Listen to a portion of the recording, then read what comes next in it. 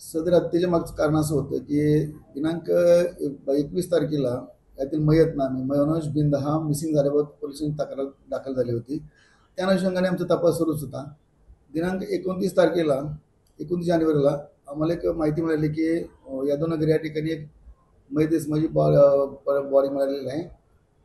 त्या सदर ठिकाणी मी स्वतः त्याचप्रमाणे माझी API गळवे आणि आमची टीम पूर्ण आम्ही जाऊन बघितली. बॉडी तिथे भेटली आम्हाला. सदर बॉडी डिकम्पोज झाल्यामुळे ओळख पडत नव्हती.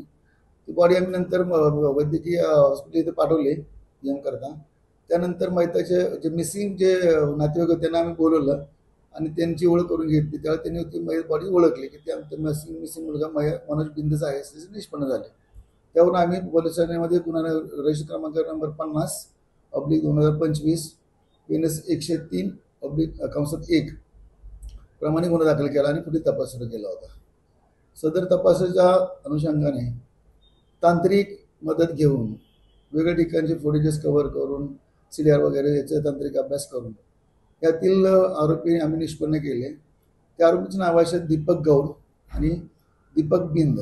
हे त्याचे मयताचे मित्र आहेत आणि त्यांना या गुन्ह्यामध्ये आणून चौकशी त्यांनी गुन्हा केल्याची कबूल केली आणि सदर गुन्ह्यामध्ये त्यांना सोमवारी दिनांक 3/2/25 रोजी अटक करण्यात आलेली आहे.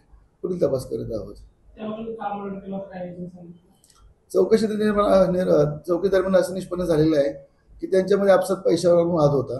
मयताचे पैसे ATM मधून दीपक बिंद यांनी काढले होते आणि ते पैसे काढले त्याचे परस्पर काढले ते मनोज बिंदेस माहिती पडेल ह्या हेतूने त्यांच्यामध्ये आपसात थोडासा वाद झाला होता आणि त्या वादाचे परिणाम त्यांनी नंतर त्या दोघांनी हत्या घडवून आणलेली आहे.